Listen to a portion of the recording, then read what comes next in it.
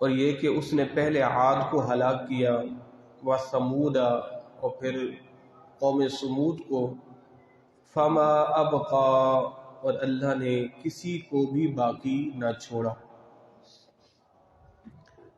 اب قوم عاد حضرت ہود علیہ السلام کی قوم تھی، اور حضرت نوح علیہ السلام کے بعد سب سے پہلے تیز آندھی سے اسی قوم کو ہلاک کیا گیا، قوم عاد کو۔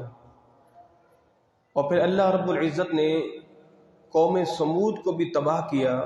قوم سمود حضرت صالح علیہ السلام کی قوم تھی کہ پروردگار نے جس قوم کو جناب جبریل علیہ السلام کی زوردار چیخ سے، جناب جبریل کی زوردار چیخ سے جو ہے قوم سمود کو ہلاک کیا، قوم عاد کو تیز آندھی سے ہلاک کیا، اور قوم سمود کو حضرت جبریل کی چیخ سے جو ہے وہ ہلاک کیا۔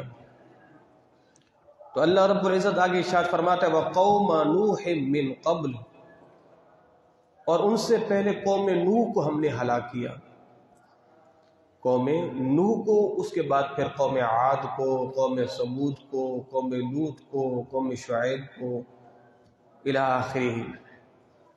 تو فرمایا انہم کانوا ہم اظلم واطغی، اور قوم نوح جو ہے وہ قوم عاد سے اور قوم سمود سے زیادہ سرکش تھی۔ قوم نوح جو ہے وہ زیادہ سرکش تھی قوم عاد سے اور قوم سمود سے۔ کیوں؟ اس لیے کہ جناب نوح علیہ السلام نے اس قوم کو 1000 سال تبلیغ کی، اور 1000 سال تبلیغ کے بعد بھی چند ایک افراد ایمان لائے۔ اب چند ایک مختلف روایات ہیں، بعض کہتے ہیں 70، بعض کہتے ہیں 80، 9، 10، اس طرح کی مختلف روایات ہیں۔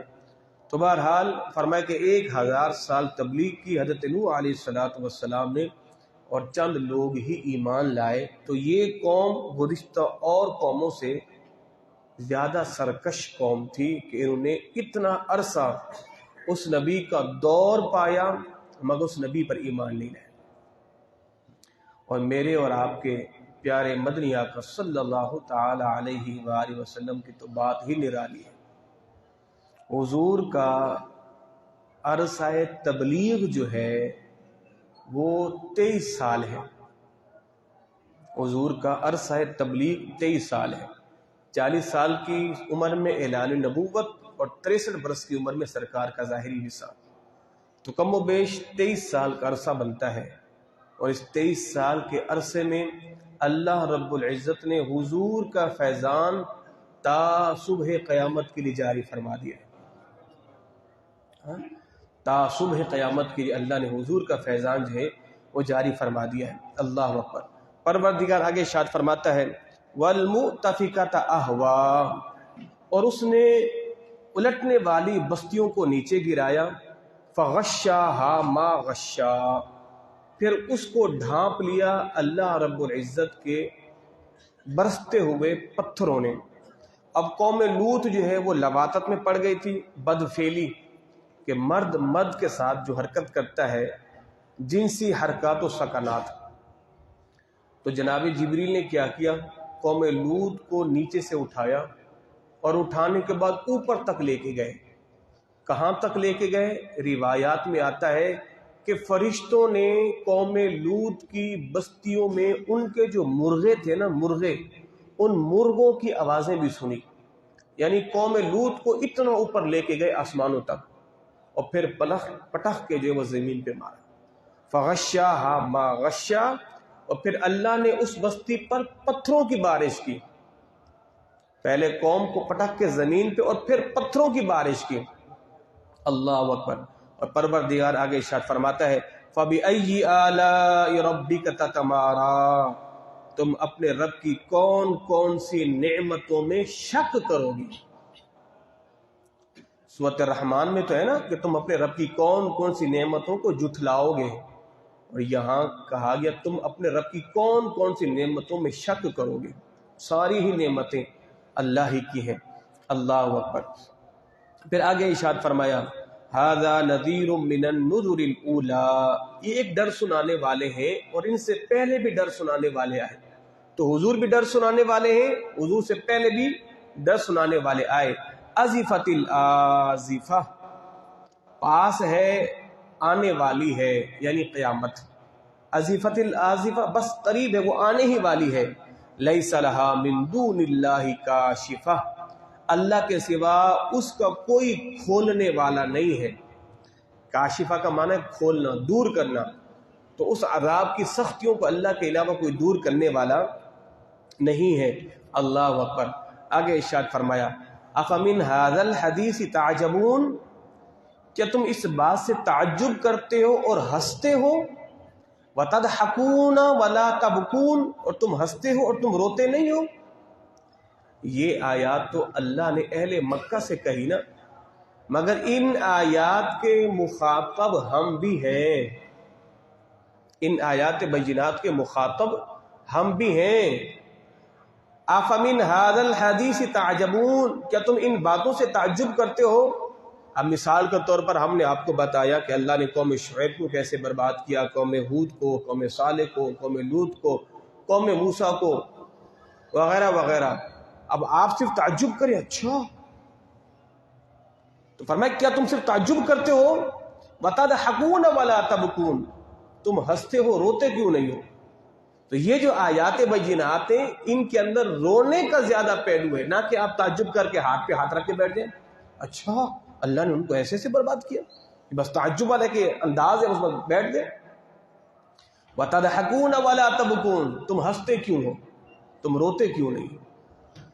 آقا کریم صلی اللہ تعالی علیہ وآلہ وسلم حضور ایک دفعہ گزرے چند لوگوں کے پاس سے، تو دیکھا وہ ہنس رہے ہیں، تو حضور نے فرمایا کہ تم ہنس رہے ہو، اور فرمایا کہ زیادہ ہنسنا بندے کو غفلت میں ڈال دیتا ہے، زیادہ ہنسنا بندے کو غفلت میں ڈال دیتا ہے۔ اور پھر حضور نے کیا ارشاد فرمایا؟ فرمایا اگر تمہیں پتہ چل جائے اس کا جو میں جانتا ہوں، جو میں جانتا ہوں تمہیں پتہ چل جائے، اور جو میں دیکھتا ہوں تم دیکھ لو، جو میں جانتا ہوں تم جان لو، فرمایا کہ پھر تم ہنسنا چھوڑ دو، پھر تم کیا کرو گے؟ اپنے سر میں خاک ڈالو گے، اپنے گریبان چاک کرو گے، جنگلوں کو بھاگ جاؤ گے، رو گے، چیخو گے، چلاؤ گے، اور کہو گے پروردگار تو ہمیں معاف فرما دے، تو تم ہنستے ہو اس بات پر، تم کیوں ہنس رہے ہو؟ تمہیں کون سی بات جو ہے وہ ہنسنے پر آمادہ کر رہی ہے؟ کیوں ہنس رہے ہو؟ حضرت ہند رضی اللہ تعالی عنہ ہو، حضرت امام حسن حسین کے ماموں جان، وہ کہتے ہیں کہ میں نے ساری زندگی حضور کو کبھی مسکراتے ہوئے نہیں دیکھا، حضور کو کبھی، اور فرماتے میں نے جب بھی دیکھا تو حضور کی چشمان مبارک میں آنسوں کو بھرا ہوا دیکھا ہے۔ کیوں؟ امت کی فکر تھی، امت کا غم تھا۔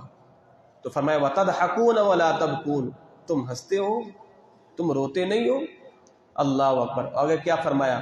وانتم سامدون، اور تم کھیل کود میں پڑے ہوئے ہو، تم کھیل کود میں پڑے ہوئے ہو۔ اللہ اکبر۔ اللہ رب العزت ان آیات بینات کے صدقے پروردگار ہم سبوں کی بخشش فرمائے۔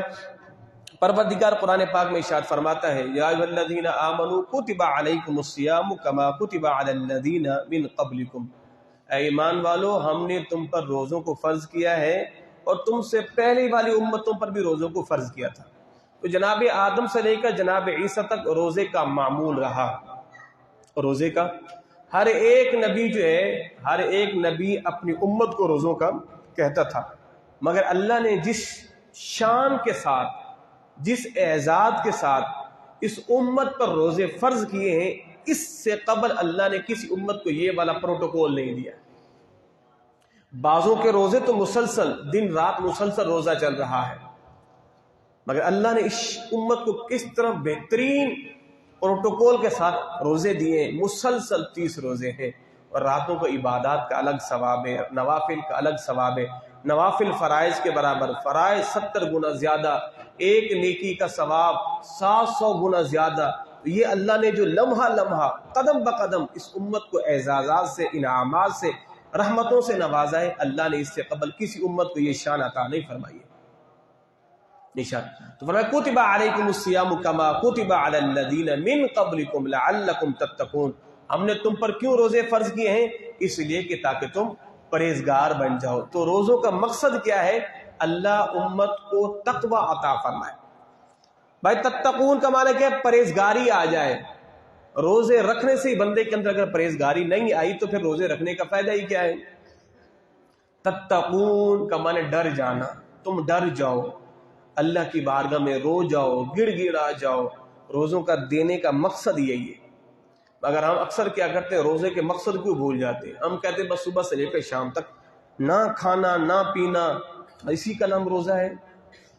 نہیں نہیں نہیں۔ آقا کریم صلی اللہ تعالی علیہ وآلہ وسلم کے پیارے صحابی جناب صدیق اکبر کو روزے بڑے محبوب تھے، وہ کثرت کے ساتھ روزے رکھا کرتے تھے۔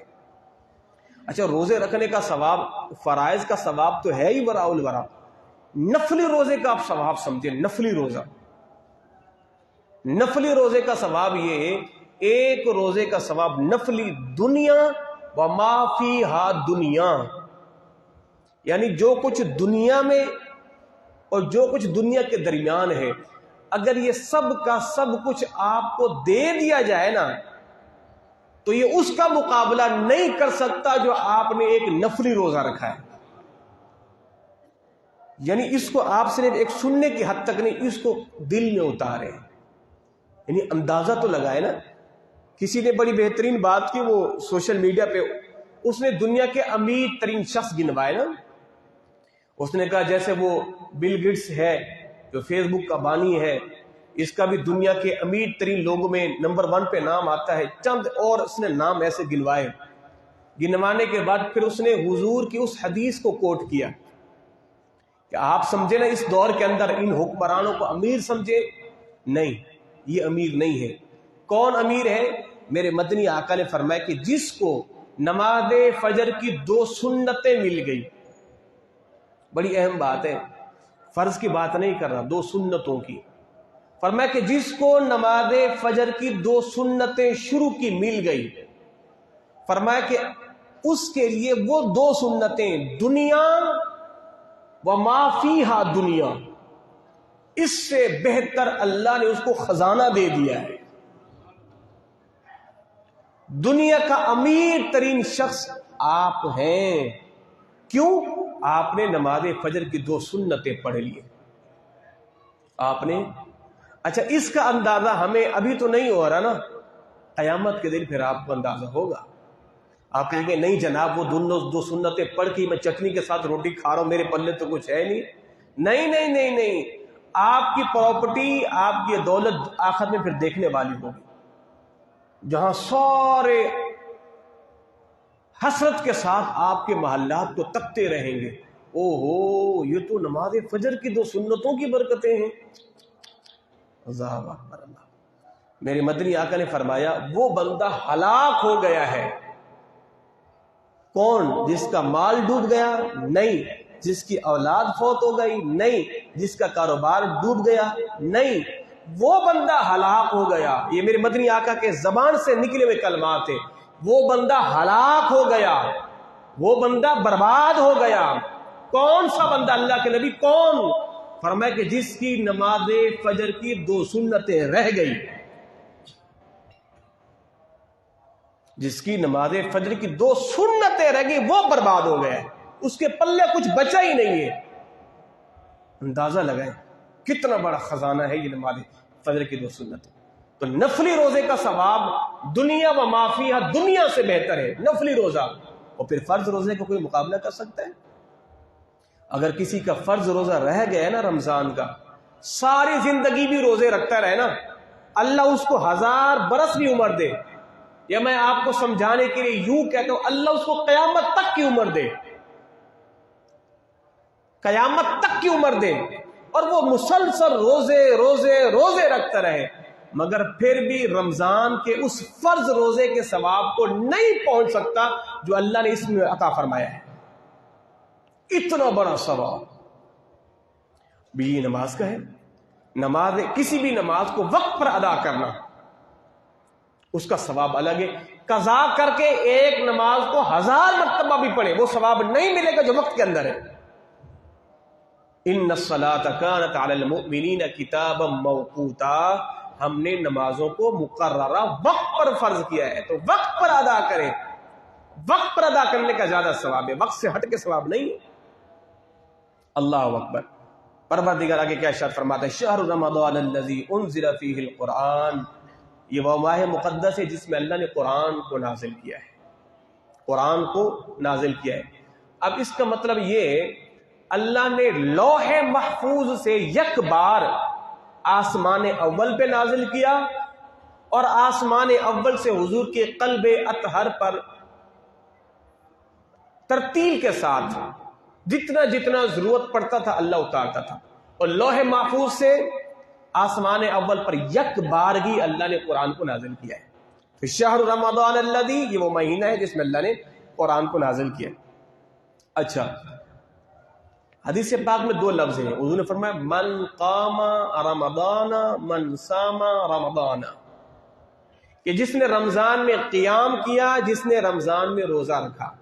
من قام رمضان من صام رمضان ایمانا و احتسابا غفر له ما تقدم من ذنبه. فرمایا کہ جس نے رمضان میں قیام اور رمضان میں روزہ رکھا، اللہ اس کے سابقہ گناہوں کو معاف فرما دے گا. اچھا، اب اس کے اندر یہ دیکھیں، اب ایک تو قیام وہ ہے کہ جو تراویح کی شکل میں ہوتا ہے، مگر بعض مفسرین کرام فرماتے ہیں یہ قیام تو ہے ہی ہے، مگر اس کے علاوہ نفلی قیام بھی ہے. یہ تو تراویح کی شکل میں قیام ہو گیا ہے نا، آپ نے قرآن سن لیا، آپ کو برکتیں مل گئی، مگر کہتے ہیں یاد رکھیں یہ بھی قیام ہے، مگر اس سے بڑھ کر ایک اور قیام ہے. وہ کیا ہے؟ رات کے کسی بھی آخری پہر میں اٹھ کے جو آپ کو یاد ہے اس کو نفلوں کی صورت میں پڑھنا، وہ بھی اس کے اندر شامل ہے. فرمایا کہ جو رمضان میں کھڑا رہا اور قرآن بھی شفاعت کروائے گا، روزہ بھی شفاعت کروائے گا. روزہ کہے گا مالک میں اس کو کھانے پینے سے روکے رکھا، اس کو میں نے بیوی کے قریب جانے سے روکے رکھا، اس کو میں نے نفسانی خواہشات کی تکمیل سے روکے رکھا، مالک میری شفاعت اس کے حق میں قبول فرما. اور قرآن بھی کہے گا میں نے اس کو سونے سے روکے رکھا. اب یہاں پر علماء نقطہ نکالتے ہیں، کہتے ہیں جناب نماز عشاء پڑھی، نماز عشاء کے بعد آپ نے 1 گھنٹہ تراویح پڑھی پھر سو گئے، تو کہتے ہیں مگر وہ جو ہے نا سونے سے روکے رکھا وہ تب ہے کہ جب رات کو اٹھ کے قیام کریں. جب رات کو اٹھ کے قیام کریں تب وہ بھی اس کے اندر شامل ہوگا. تو قرآن کیا کہے گا؟ میں نے اس کو سونے سے روکے رکھا تو میری شفاعت اس کے حق میں قبول فرما. تو روزہ بھی آپ کا شفیع، قرآن بھی آپ کا شفیع. اللہ ان دونوں کی شفاعت کو بندے کے حق میں قبول فرما کے پروردگار اس کی بخشی فرما دے گا. اللہ اکبر. پروردگار آگے کیا ارشاد فرماتا ہے؟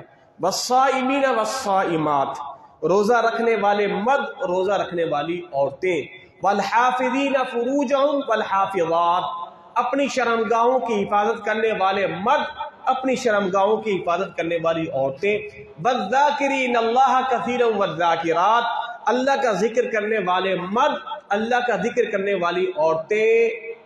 اب انعام کیا ہے؟ اعد اللہ لہم مغفرۃ واجرا عظیما. اللہ فرماتے ہیں ہم نے ان کے لیے مغفرت اور اجر عظیم کو تیار کر رکھا ہے. اچھا، قرآن پاک کے اندر نا جہاں بھی عورت کا ذکر آیا ہے نا تو اس کو مردوں کے ذکر میں بیان کیا ہے. اب جیسے یا ایھا الناس اعبدوا، اے لوگوں عبادت کرو. اب یہاں پر عورتوں کا ذکر تو نہیں ہے نا. یا ایھا الناس، اے لوگوں تو ظاہر اس کے اندر کیا ہے؟ مرد ہے، تو مرد بتغلیب اس کے اندر عورتیں بھی شامل ہو گئی. مگر قرآن پاک کے اندر اللہ نے خصوصیت کے ساتھ عورتوں کا ذکر کیا ہے. المسلمین والمسلمات والمؤمنین والمؤمنات والقانتین والقانتات والصادقین والصادقات والصابرین والصابرات والخاشعین والخاشعات. اب کہتے ہیں نا خواتین کہ ہمیں مردوں کے برابر حقوق دیے جائیں. قرآن نے کہا ہے دیکھیں عورتیں اگر نیکی کریں گی تو اللہ انہیں بھی ثواب دے گا، اور پھر پروردگار نے یہاں عورتوں کو خصوصی طور پر اعزاز دیا ہے. عورتیں یہ نہ کہ قرآن میں تو ہمارا ذکر ہی نہیں ہے، مردوں کا ذکر ہے. اے لوگوں عبادت کرو، اے لوگوں عبادت کرو، تو ظاہر ہے لوگوں عبادت کرو تو مذکر کسی ہے سارے. اللہ نے یہاں خصوصیت کے ساتھ عورتوں کا ذکر کیا ہے. اے اپنی شرم گاہوں کی حفاظت کرنے والیوں، سچ بولنے والیوں، روزہ رکھنے والیوں، قناعت کرنے والیوں، اللہ سے ڈرنے والیوں، پروردگار نے تمہارے لیے بھی اجر عظیم کا وعدہ فرما دیا ہے. اللہ اکبر. پروردگار آگے کیا ارشاد فرماتا ہے؟ بلکہ حضرت ابو ہریرہ رضی اللہ تعالی عنہ ارشاد فرماتے ہیں کہ مسجد نبی میں آقا کریم صلی اللہ تعالی علیہ وآلہ وسلم تشریف لائے تو حضور نے دیکھا کہ صحابہ کرام بیٹھے ہوئے ہیں اور جناب ابی بن کعب کے پیچھے نماز پڑھ رہے ہیں. اب حضور نے فرمایا یہ سب ان کے پیچھے کیوں؟ کہا حضور ان کو قرآن یاد نہیں ہے. تو ابی بن کعب کو قرآن یاد ہے تو وہ کھڑے ہو کے ان کو قرآن سنا رہے ہیں. وہ کھڑے ہو کے ان کو قرآن سنا رہے ہیں. تو میرے مدنی آقا نے کیا فرمایا؟ ابی بن کعب تم نے بہترین عمل کیا ہے، یعنی تم نے یہ بہترین کام کیا ہے. وہ کام کیا ہے کہ تم نے سب کو اپنے پیچھے کھڑا کر دیا ہے اور تم قرآن پڑھ رہے ہو، یہ قرآن سن رہے ہیں. تو گویا کہ سرکار نے اس عمل کی تحسین کی ہے، اس عمل کی تعریف کی ہے. گویا کہ ایک قرآن پڑھنا شروع کر دے اور بچے اس کے پیچھے کھڑے ہو کے قرآن کو سننا شروع کر دیں. اچھا، ایک تو یہ کہ جیسے ہمارے ہاں نماز تراویح ہے مسجد کے اندر ہے اور سرکار تشریف لائے تو دیکھا کہ صحابہ کرام بیٹھے ہوئے. اچھا، حضور نے ایک رات نماز تراویح بھی پڑھائی با جماعت اور وتر بھی با جماعت پڑھائے. دوسرے دن جب تیسرا دن تھا نا تو سرکار مدینہ حضور اپنے حجرے میں آرام فرما ہے. اب صحابہ کرام آ گئے. صحابہ کرام نے کھانسنا شروع کیا تاکہ حضور کو پتہ چلے حضور جماعتی آ چکے ہیں، آپ تشریف لائیں. نمازی آ گئے ہیں، آپ تشریف لائیں. حضور تشریف نہیں لائے. صحابہ کرام اٹھ کے چلے گئے. جب صبح ہوئی تو حضور آپ آئے نہیں. تو ہم تو رات تو آئے تھے آپ کے پیچھے نماز پڑھنے کے لیے. حضور نے فرمایا میں جان بوجھ کر نہیں آیا، اس لیے اگر میں تمہیں یہ جماعت کرواتا رہتا قریب تھا اللہ تم پر یہ فرض نہ کر دے تو میری امت مشقت میں پڑ جائے گی، اس لیے میں نے آنا ہی چھوڑ دیا. یہ بھی حضور کی امت پر مہربانی ہے. حضور فرماتے میرا دل کرتا ہے میں مسواک کو ہر نماز کے ساتھ فرض کر دوں، مگر میں نے کہا نہیں، میری امت کی مشقت میں نہ پڑ جائے. ایک شخص نے کہا حضور کیا حج ہر سال فرض ہے؟ حضور خاموش رہے. حضور نے فرمایا اگر تو بار بار پوچھتا تو قریب تھا میں کہہ دیتا فرض ہے. اللہ میری امت پر ہر سال حج فرض کر دیتا، مگر میں نے ایسا نہیں کیا. کیوں؟ میری امت مشقت میں نہ پڑ جائے. میری امت مشقت میں نہ پڑ جائے. تو پھر جناب عمر رضی اللہ تعالی عنہ نے اس کو باقاعدہ تراویح کی شکل دی. آپ آئے، آپ نے دیکھا کہ ہر ایک شخص جو ہے کسی حافظ کو لے کے مسجد نبی میں کھڑے ہوئے ہیں اور مختلف جماعتیں ہیں اور وہ پڑھ رہے ہیں، پیچھے سن رہے ہیں. تو آپ نے فرمایا یارو اگر ایسا کر دے ایک پڑھانے والا ہو باقی سننے والے تو کتنا اچھا کام ہو جائے گا. تو جناب عمر کے اس عمل کی صحابہ کرام نے تصحیح کی، تصدیق کی، تو وہ اجماع سے ثابت ہو گیا. تو فرمایا کہ ٹھیک ہے. پھر ابی بن کعب کھڑے ہو کے قرآن سناتے تھے اور صحابہ کرام کھڑے ہو کے قرآن سنا کرتے تھے. قرآن جو ہے وہ کھڑا ہو کے، تو یہ بھی جناب عمر کا فیض ہے، جناب عمر کا صدقہ ہے. اگر جناب عمر یہ عمل نہ کرتے نا تو آج گلیوں میں آپ کو حفاظ کرام بھی نظر نہیں آتے اور کسی کے دل میں 30 پارے بھی محفوظ نہیں ہوتے. کیوں؟ رمضان آتا ہے، حافظ کیا کرتے ہیں؟ ایڑی چوٹی کا زور، چلے جی آج تو منزل یاد کرنی ہے، پارا یاد کرنا ہے، پارا یاد کرنا ہے، پارا یاد کرنا ہے.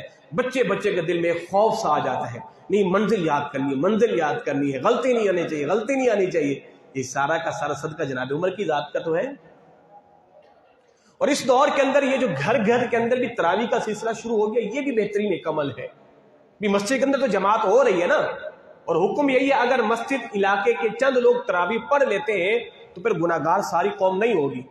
مگر اس کا بہترین حل یہ بھی ہے کہ لوگوں نے جیسے گھر کے اندر تراویح کا سلسلہ شروع کیا ہوا ہے، ایک حافظ کو کھڑا کر دیا ہے، پیچھے خواتین بیٹھ کے سن رہی ہے، مرد سن رہی ہے، تو اچھا ہے. اس سے نوجوانوں کو قرآن بھی یاد ہو رہا ہے اور نسل کے اندر قرآن کی حفاظت بھی کی جا رہی ہے. اور اس کا طریقہ ہے 8 روزہ 10 روزہ آپ پڑھیں، پھر مسجد کے اندر آپ آ کے کھڑے ہو جائیں. اللہ اکبر. تو گویا کہ قرآن کی حفاظت. اب دیکھیں جناب صدیق اکبر قرآن کے جامع ہیں. صدیق اکبر نے قرآن کو جمع کرنا شروع کیا. صحابہ کرام کے پاس تھے نا قرآن کے اوراق، تو جناب صدیق اکبر نے جمع کرنا شروع کیا، اور پھر یہ سلسلہ چلتے چلتے اختتام جناب عثمان کی ذات پر ہوا. عثمان غنی نے پورے عرب کے اندر جہاں جہاں قرآن تھے سب جمع کیے، اور ایک قرات کے اندر جو قرات حفظ کہتے ہیں اس کو آپ نے شائع کیا، اور تمام گورنروں کو کہا اب قرآن اسی قرات پر پڑھا جائے گا. جو ہم پڑھتے ہیں نا یہ جس انداز میں قرآن، یہ قرات حفظ ہے. اب آپ کو میں سمجھانے کے لیے ایک مثال دے دیتا ہوں. کیونکہ اہل عرب کی نا مختلف زبانیں تھیں، تو ہر ایک زبان کے شخص کا قرآن پڑھنے کا انداز بھی الگ تھا. مثال کے طور پر ہمارے یہاں اردو یہ ہے نا، اب اس کو لے لیجیے، لکھنؤ والی اردو الگ ہے، دہلی والی اردو الگ، بہاریوں والی اردو الگ. تو ہر ایک کے لفظوں کے اندر کوئی نہ کوئی فرق تو ہے نا. کوئی لفظ کھینچ کے بولتا ہے تو کوئی جو ہے وہ بغیر کھینچے بولتا ہے. تو عرب کے اندر بھی ایسا ہی تھا. اب مثال کے طور پر جیسے آپ پڑھتے ہیں والشمس وضحاها، یا یوں سمجھے والضحى واللیل اذا سجا. اب بعض جو اہل عرب کی لغات تھی نا اس کے اندر کیسے پڑھا جاتا تھا؟ والشمس وضحیها والقمر اذا تلیها والنہار اذا جلیها. اب یہ بھی ان کی لغت تھی. تو جناب عثمان غنی نے اس لغت کو جو ہم پڑھتے نا والشمس وضحاها، آپ نے اس کو جمع کیا، فرمایا کہ آج کے بعد قرآن اسی لغت میں ہی پڑھا جائے گا. مگر آج بھی ہمارے یہاں قرہ حضرات جو آتے ہیں وہ مختلف 17 جسے ہم کہتے ہیں ان میں جو ہے وہ قرآن پڑھتے ہیں. تو قرآن کے محافظ یعنی سینوں میں قرآن جمع کرنے کا اعزاز عمر کی ذات کو جاتا ہے، اور کتابی شکل میں قرآن جمع کرنے کا اعزاز جناب عثمان غنی کی ذات کو جاتا ہے. اللہ اکبر. اللہ رب العزت ان کی قبروں پر جو ہے اپنی رحمتوں کا نزول فرمائے. اچھا، پھر اسی طرح جو جناب عالی آقا کریم صلی اللہ تعالی علیہ وآلہ وسلم نے ارشاد فرمایا، حضور ایک مرتبہ منبر پر آپ نے قدم رکھا پہلی سیڑھی پر، تو حضور نے فرمایا آمین. دوسری سیڑھی پہ قدم رکھا تو حضور نے فرمایا آمین. تیسری سیڑھی پہ قدم رکھا حضور نے تو فرمایا آمین. صحابہ کرام حضور یہ کیا بات ہے؟ تو حضور نے فرمایا ابھی ابھی جبریل میرے پاس آئے تھے، انہوں نے 3 دعائیں مانگی ہیں، 3 دعائیں. پہلی دعا کیا تھی؟ اے اللہ کے نبی آپ کا جو امتی رمضان پائے اور رمضان میں اپنی بخشش نہ کروا سکے وہ ہلاک ہو جائے. تو میں نے کہا آمین. دوسری دعا، اے اللہ کے نبی آپ کا جو امتی اپنے والدین کو بڑھاپے میں پائے اور ان کی خدمت نہ کر کے جنت حاصل نہ کر پائے وہ بھی ہلاک ہو. میں نے کہا آمین. اے نبی جس کے سامنے آپ کا نام لیا جائے وہ آپ پر درود نہ پڑے وہ بھی ہلاک ہو جائے. تو میں نے کہا آمین. دعا کرنے والے جبریل ہوں، آمین کہنے والے محمد رسول اللہ ہوں، تو بھلا ایمان سے بتو کہ یہ دعا قبول نہیں ہوگی؟ تو اس لیے رمضان کے اندر اپنی بخشش ضرور بھی ضرور جو ہے وہ کروا لیجئے. اللہ اکبر. حضرت سفیان ثوری رحمۃ اللہ تعالی فرماتے ہیں میں مکے میں 3 سال رہا. ایک شخص آتا تھا وہ طواف کرتا تھا اور چلا جاتا تھا، تو 3 سال تک اس کو میں نے دیکھا مسلسل طواف کرتا. تو میں نے اس سے کہا تم بڑا نیک آدمی ہے. تو اس نے کہا حضرت میری ایک چھوٹی سی گزارش ہے. وہ کیا ہے کہ جب میرا انتقال ہو جائے نا تو آپ نے مجھے غسل دینا ہے، مجھے کفن پہنانا ہے، اور میرے دفن کا بھی آپ نے انتظام کرنا ہے. تو جناب سفیان ثوری کہتے ہیں کہ میں نے حسب وصیت اس کو غسل دیا، کفن دیا، قبر میں اتارا. تو قبر میں اتارنے کے بعد ایک عرصے کے بعد میں نے خواب میں دیکھا اس کو. میں نے کہا سناؤ اللہ نے کیا معاملہ کیا آپ کے ساتھ، قبر کا معاملہ کیسا رہا؟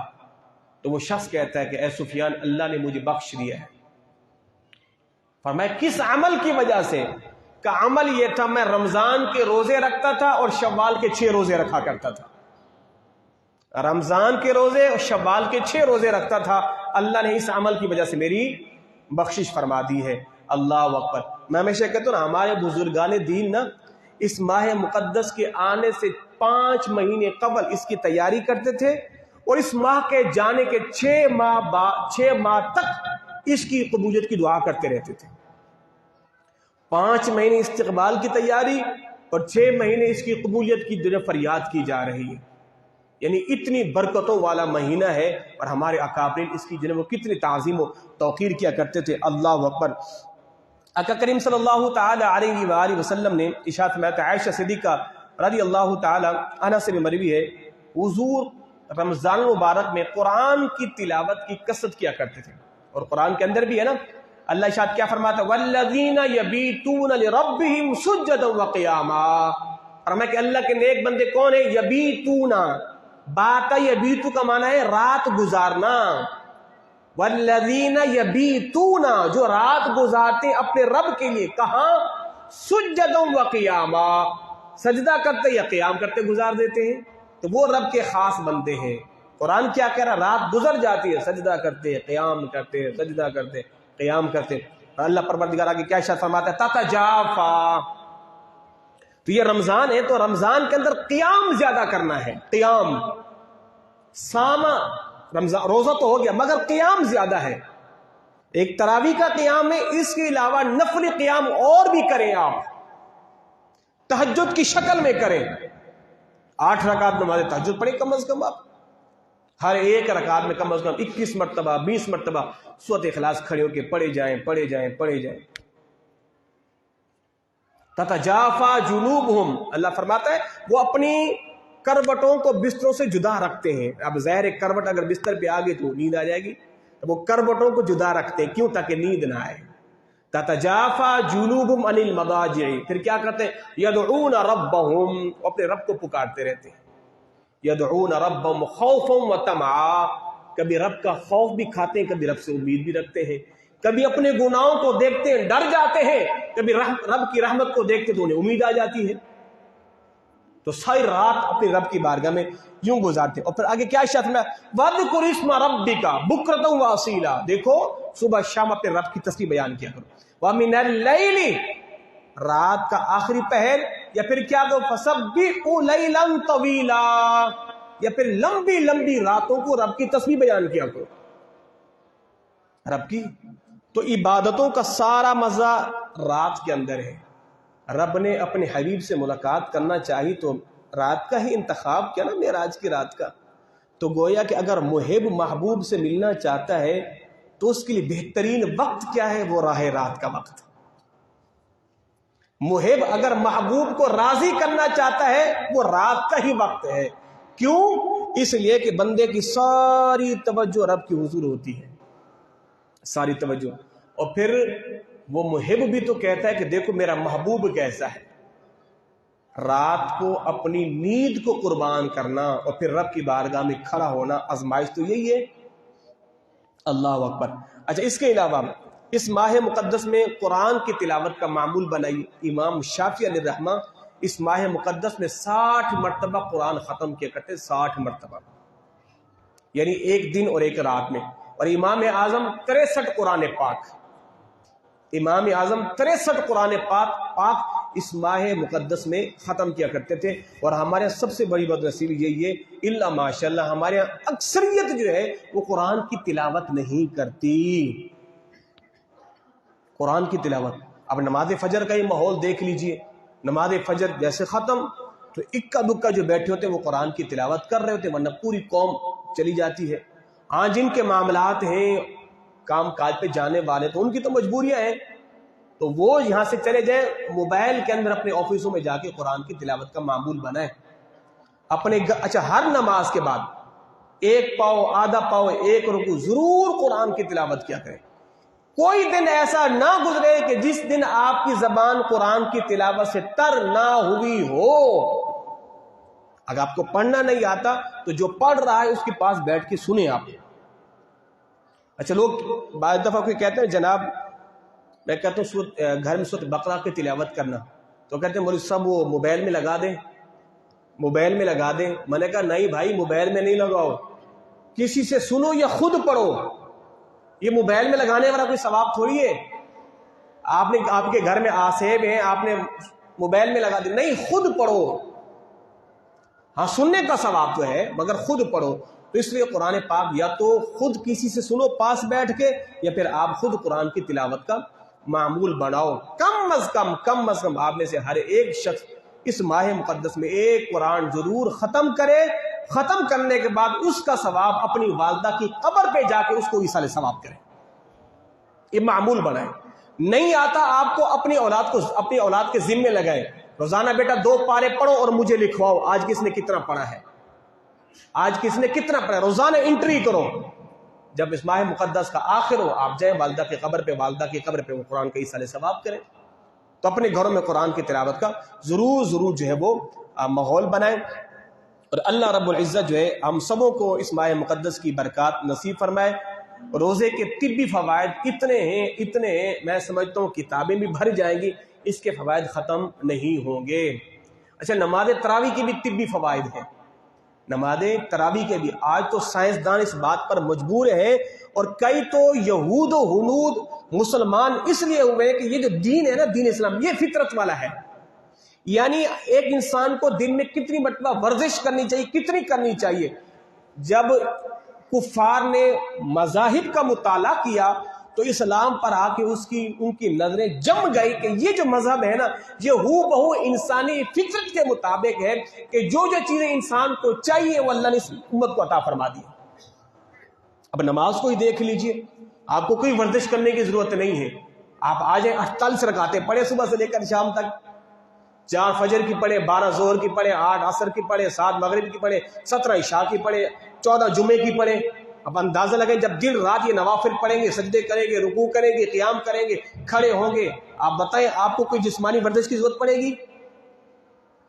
جس کو دل کا مرض ہو نا، اس کو نہ جانے یہ ڈاکٹر کئی دن تک بھوکا رکھتے ہیں، اور کئی مسلمانوں کا مذہب کیسا خوبصورت مذہب ہے، ان لوگوں نے 30 دن تک مسلمانوں کو بھوکے پیٹ رکھا ہے، اور یہی وجہ ہے کہ پوری دنیا کی رپورٹ ہے کہ سب سے زیادہ اٹیک کے معاملات مسلمانوں کو نہ ہونے کے برابر یہ کم ہیں، نہ ہونے کے برابر ہے مسلمانوں کو اٹیک کے معاملات۔ کیوں؟ ہم نے 30 روزے رکھ لیے ہیں۔ اللہ نے ہمیں ہر چیز کا متبادل عطا کیا ہے، ہر چیز کا متبادل عطا کیا ہے۔ کسی کو اینٹی الرجی ہے، کسی کو سر کا درد ہے، لوگ کہتے ہیں اگر کسی کو دائمی سر کا درد ہے نا، وہ روزے رکھے اور روزوں میں مشقت کو برداشت، اس کا سر کا درد جاتا رہے گا۔ گھٹنوں کا درد ہے، نماز تراویح پڑھے، گھٹنوں کا درد جاتا رہے گا۔ آپ کو بلغم کی بیماری ہے، روزے رکھیں، آپ کے بلغم کی بیماری جاتی رہے گی۔ میں کون سی آپ کو ایسے مرض گنواؤں کہ جس کا ہر ایک کے مرض کی شفا اللہ نے اسلام کے دین کے اندر رکھ دی ہے؟ تو اس لیے بالکل سستی نہیں کرنا۔ شروع کے چند دنوں میں ہمارے یہاں نماز تراویح میں لوگ ہوتے ہیں، اچھا بھائی شیطان تو ہو گیا قید، بھائی شیطان تو ہو گیا گرفتار، کم بخت ملعون جس نے کئی نمازیوں کو روکے رکھا تھا۔ چلے ٹھیک ہے جی، شیطان گرفتار ہو گیا، نمازی بڑھ گئے، 10 دنوں کے بعد پھر نمازی گھٹ کیوں جاتے ہیں؟ وہ تو کم بخت گرفتار ہوا پڑا ہے نا، وہ تو منوس گرفتار ہو گیا ہے۔ بھائی 10 دن تک تو نمازی بڑھے، تو اب 10 دنوں کے بعد آپ کو کون روک رہا ہے نمازوں سے؟ تو علامہ اقبال نے بڑا کمال کا شعر کہا تھا نا، وہ کہتے ہیں ہنسی آتی ہے مجھے حضرت انسان پر، ہنسی آتی ہے مجھے حضرت انسان پر، غلطی کرے خود اور لعنت بھیجے شیطان پر۔ ہنسی آتی ہے مجھے حضرت انسان پر، بھائی شیطان تو پابند سلاسل ہو گیا، تو 10 دنوں کے بعد کون سی چیز ہے جو آپ کو روک رہی ہے؟ سارا وبال شیطان کے کھاتے میں نہ ڈالے، اب کچھ اپنے نفس امارہ کی بھی غلطیاں ہیں۔ تو اللہ ہم سبوں کو اس ماہ مقدس کے سارے روزے، ساری نماز تراویح پروردگار پڑھنے کی توفیق عطا فرمائے۔